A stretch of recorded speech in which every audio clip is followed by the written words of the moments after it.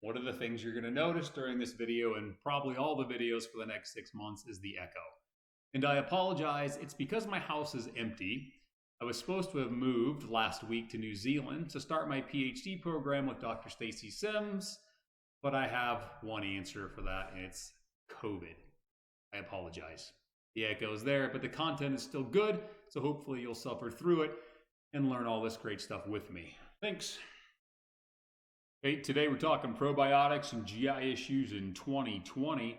I had an individual close to me Facebook message me asking me, hey, can you talk about probiotics and which ones are good, what to avoid, what to buy for a certain condition? Power of social media. I guess you could have called me, but Facebook works too. So here's the answer to some of those questions. I know you're going to ask, well, what about for weight loss and sports performance? I will touch on those briefly, but I am going to focus on things like ulcerative colitis, constipation, and generally what probiotics are, how they react, and why you want to pay attention to certain characteristics before you make a decision to use them or not. So let's start by talking, what are probiotics? The simple answer is they are live microorganisms that end up in your gut, and they give you a good effect.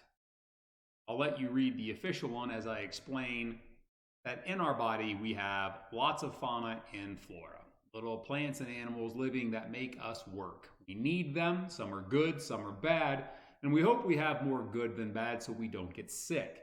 So probiotics are beneficial. Probiotics come from our food.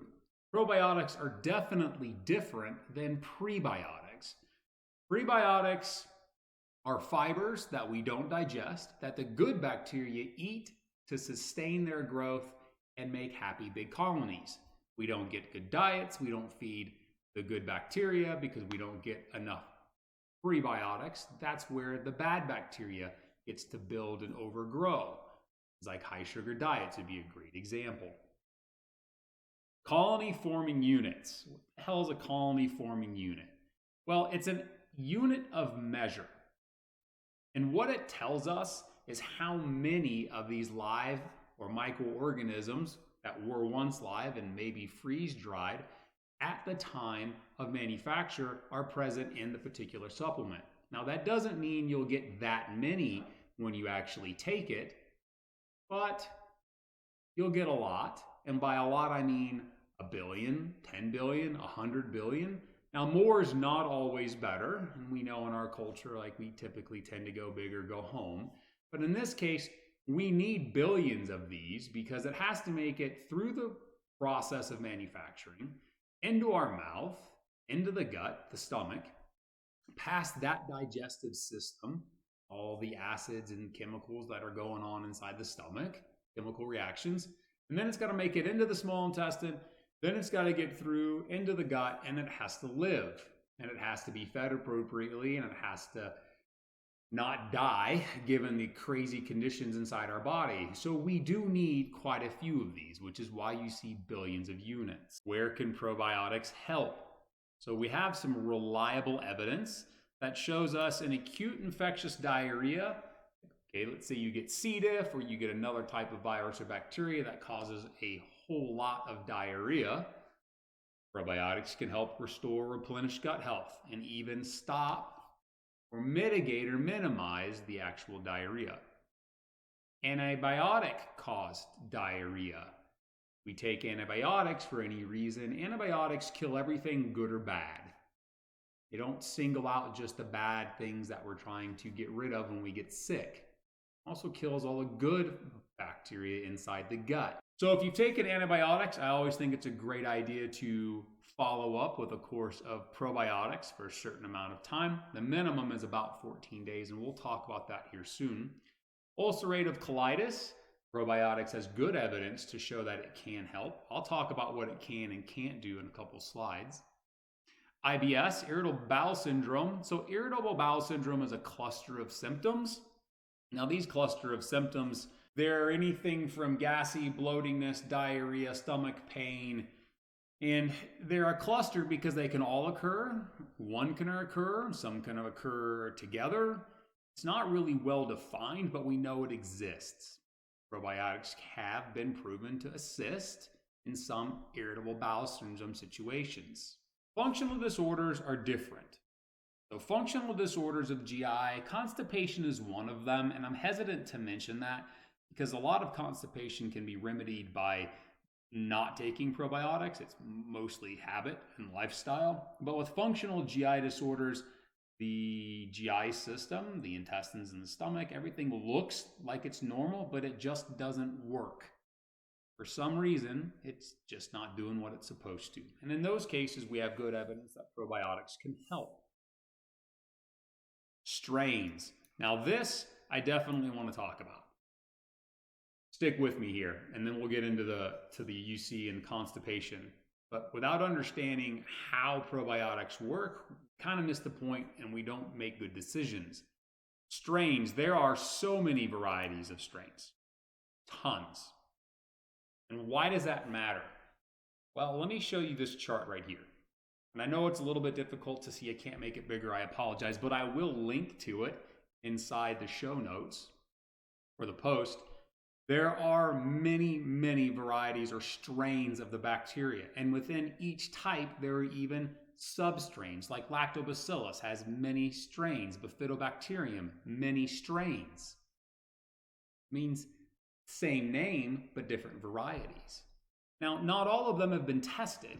And I think that's key here is that we've researched a few by themselves, and we've researched some in combination where we've paired different strains together.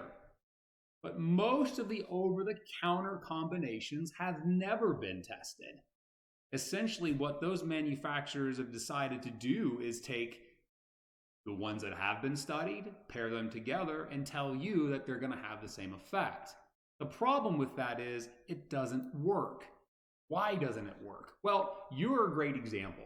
So by yourself, you're a particular person. You act away, you are away, and then let's say you get around a friend or two. You start to change. You act a little bit different, you do a little bit different things, and then let's say we get you into a public environment where there's lots of different people. You suddenly start to act completely different.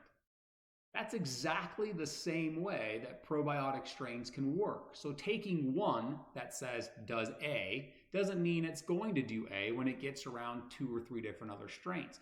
And we don't really know what effect they have because research studies are expensive to do, and we can't do it exhaustively.